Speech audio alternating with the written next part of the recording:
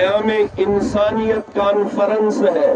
اور انسان صرف ایک مسلمان کو نہیں کہا جاتا، انسان کے اندر میرا ہندو بھائی بھی آتا ہے، میرا سکھ بھائی بھی آتا ہے،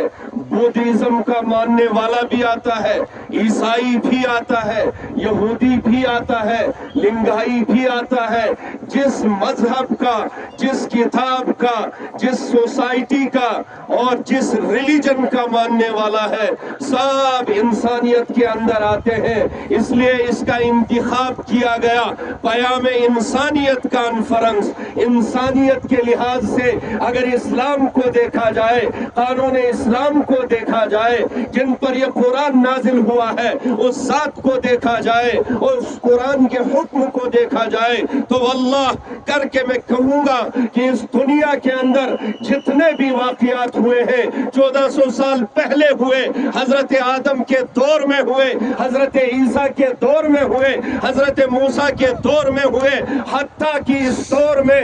100 صدی میں 150 صدی میں ہوئے ہیں، ہم یقین کے ساتھ کہتے ہیں قُلْ تَعَالَوْا إِلَىٰ كَلِمَةٍ سَوَاءٍ بَيْنَنَا وَبَيْنَكُمْ أَلَّا نَعْبُدَ إِلَّا اللَّهَ۔ یہ قرآن ہے، یہ اسلام ہے، یہ اللہ کی توحید ہے، جس نے اس دنیا کو پیغام امن دیا کہ آ جاؤ اس جھنڈے کے نیچے، جس جھنڈے کے نیچے کوئی بھید بھاؤ نہیں ہے، نہ ذات کے لحاظ سے، نہ عہدے کے لحاظ سے، اور نہ بڑائی کے لحاظ سے، نہ چھوٹائی کے لحاظ سے۔ یہاں کا تو معاملہ بھائیو یہ ہے کہ نماز کھڑی ہو جاتی ہے، ایک ہی صف میں کھڑے ہو گئے، محمود و عیاض، نہ کوئی بندہ رہا نہ کوئی بندہ نواز۔ ہارون رشید اگر بادشاہ ہے لیکن وہ بادشاہ بھی اسی صف میں، اس کا ایک وزیر ہے وہ وزیر بھی اسی صف میں، اور اس کی بادشاہی کا جو غلام ہے وہ غلام بھی ایک ہی صف میں کھڑے۔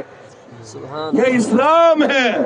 اسلام کی حقانیت کا پیغام ہے، جس کو پیام انسانیت کانفرنس کہا جاتا ہے۔